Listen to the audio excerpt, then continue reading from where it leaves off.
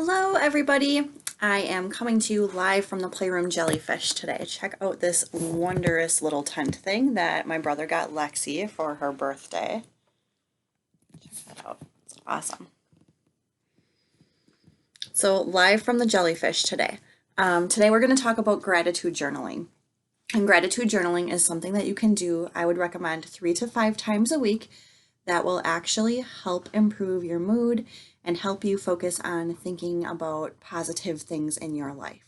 So research shows that focusing on gratitude and focusing on things that you are thankful for and things that you appreciate in your life actually helps retrain your brain to being able to be positive and focus on the positive. So as I'm chatting today for a little bit, I'm going to show you some examples, give you some tips and tricks, and actually show you my special helper. This is Griffin. So Griffin is helping today, so you may see and hear him the next couple of minutes. So again, I would recommend doing this maybe every other night. Again, this is a quick activity. This is something that you maybe need to spend 5 minutes or less on. You don't have to spend a lot of time doing this. But again, it's just training your mind to focus on things that are positive in your life. So some tips and tricks that I'm actually getting from, this is the gratitude journal. So this is actually one that I just picked up, ordered it right actually when we were quarantined, but you can use any old gratitude journal. It can be a plain notebook, a journal, anything you want. You can even just staple pieces of paper together. So it doesn't have to be anything super fancy at all. So just a couple of tips and tricks, and I'll show you some suggestions for prompts for gratitude journaling too. But it can be as simple as just listing your favorite things that happened today or things that day that you were thankful for. It could be big or small. For example, when I've done this before, one of my favorite things to put in there, as ridiculous as it sounds, is my grande soy vanilla lattes from Starbucks, because that is my happy little treat that I spoil myself with every once in a while. That's always a special treat for me. So it can be something as simple as that to maybe a huge vacation that you took with a family. But I think it's especially important right now because so much of our control we don't have, being able to be safe in our homes. But it is hard because it is a change in routine. So still being able to focus on those things that you are thankful for, that are positive in your life, I think can really help us through any times, but especially times like this. So some ideas are to pick one thing and write about it more in depth, write about people versus things. You could pick a person who you do feel thankful for and feel comfortable with and even share your gratitude journal with them. Ask a family member or a friend to help you keep accountable. Hey, have you written in your gratitude journal lately? That's something that you can do. Remember to take a moment and become aware of your feelings about the gifts in your life. So again, just practicing that being mindful and just, being comfortable, being with yourself, being quiet, and just being in the present moment.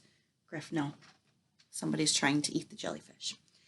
And again, remember that the experiences and the things that you are writing down are gifts, and just, treasure these memories, treasure these moments, treasure these things that you are focusing on being thankful for.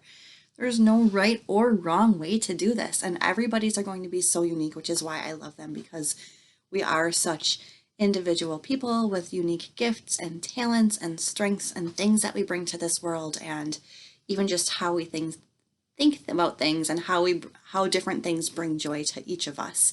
Again, there's no right or wrong way to do that. So just making sure that you're present and reflecting on the things that matter to you yourself, not somebody else, but you.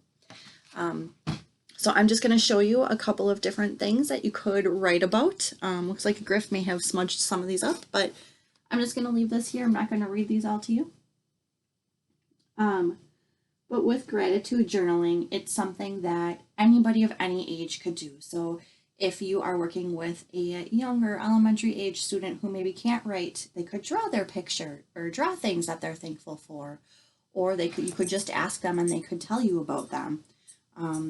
For a little bit older elementary school student, they could just list things. And again, for older teenagers too, obviously these are prompts that would be really easy for you guys to fill out and do. But it doesn't have to be this elaborate. It can be simple, it can be a list, but I just think it's important just for 5 minutes every other day to just really sit and think and focus on what is important to you and what you are thankful for in the day, in the week, with where you're at right now. So again, this one has quotes in it. Look at like super, super short little areas for me to write in. This is what I'm choosing to use right now. But again, you could do it on a blog, you could do it online, you could videotape yourself doing it and watch those back. I mean, the world is at your fingertips right now for just different ways that you could practice gratitude and document it. But I think the most important thing is, even if you're not writing it down, just to take 5 minutes and just reflect and think about those positive things in your life. So I just wanted to leave you guys with that today. I hope you guys are safe. I hope you are healthy. Stay safe in your homes. It's going to be a rainy weekend here in Wisconsin for us. So, play some family games, do some puzzles, get out some crafts, get out those old Legos, chat with some friends, check in on a family member, and make sure that you are taking time to take care of you. So stay healthy, stay safe, and we'll talk to you guys soon.